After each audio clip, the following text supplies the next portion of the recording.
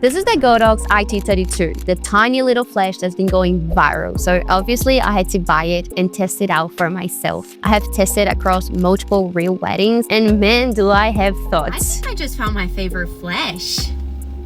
So in today's video, I'm going to tell you what I love about it, what frustrates me, whether I think it's actually worth buying it, and how it compares to the Godox V1, which is still my main wedding flash. Let's get into it. So starting with what I love about this flash, the size is literally perfection. It's so small and compact. I literally have it in my bum bag all day during weddings and I can just quickly pull it out whenever I need it. It feels way less bulky and annoying compared to carrying a massive heavy flash with me all day. And honestly, for how tiny this thing is, it's actually kind of insane how strong it is. I'll compare it properly to the Godox V1 soon, but for the size, I'm really impressed. One thing I've been loving is the flash exposure compensation wheel. Basically, you can quickly roll the diode to overexpose or underexpose your flash output really easily. So if you want that super blown out direct flash look with a strong contrast, bold shadows, and a raw editorial vibe, you can literally just bump it up by a few stops and instantly change the look of your photos. But you just have to make sure you're shooting in TTL mode for this to actually work.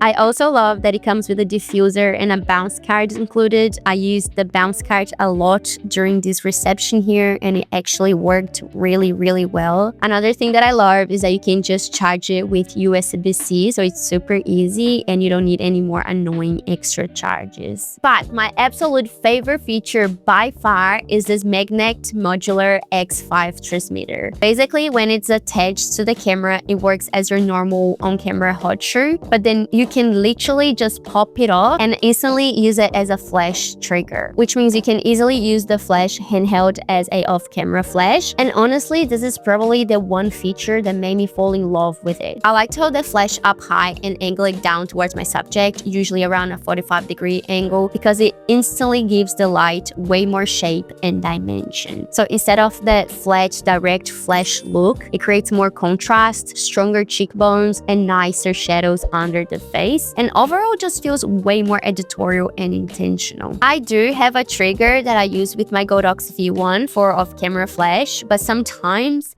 it honestly annoys me a little. I feel like when the trigger and the flash are a bit too close together, it can struggle to sync properly, or sometimes it just randomly not fire. So having this tiny little flash that I can literally just grab out of my bag, hold it with one hand and instantly use as off-camera flash, it genuinely feels revolutionary. And the price makes it even crazier. The iT32 is roughly around $100 USD, while the V1 is around $200 USD. Alright, but as much as I have been loving this flash, there are definitely a few things I wish were different. The biggest thing I noticed wasn't necessarily that the iT32 is weak, because honestly, for the size, it's really incredibly impressive, but it still doesn't compare to the power and performance of the V1. And the more I used it, the more I started noticing the limitations once I was shooting faster, further away, or in more demanding situations. Technically, the V1 has a guide number of around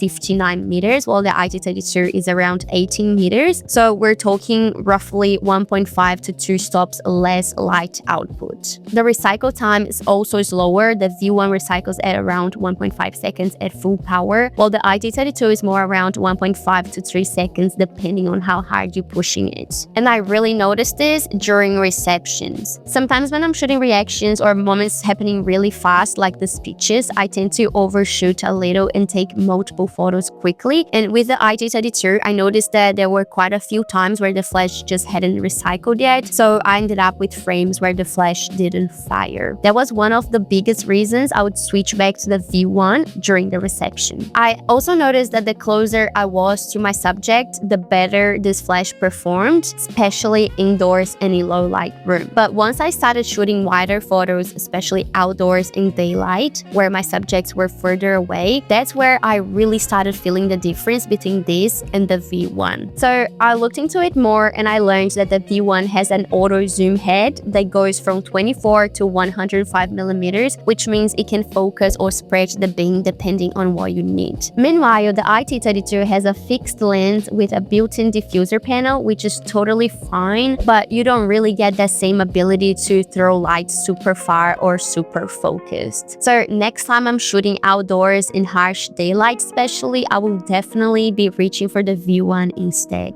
I would also personally love if the head was rounded like the V1. Round flash heads generally create softer and more natural looking light follow, especially for portraits, whereas rectangular heads can feel a little harsher sometimes. Okay, with all that said, this still isn't a flash that I would personally use for an entire wedding day, but I do think it has a really amazing place in my workflow now. I would definitely keep on using this during the first part of the wedding day, especially getting ready coverage, because that is honestly where it performed best for me. Then during portraits and most of the reception, I would probably switch back to the V1. But during the dance floor moment, I actually loved switching back to the iT32. It gave me such fun photos because I could easily jump into the crowd, hold the flash up from different angles, move around freely, and not worry about people blocking the light. So, is it still worth buying? I would not replace my V1 with this flash, and I personally wouldn't use it as my only flash for entire wedding day, but I still think this thing is pretty freaking incredible and I'm genuinely obsessed with it. And because I strongly believe you should always have a backup gear at weddings, having something this compact and affordable and still really reliable is honestly amazing. I don't regret buying it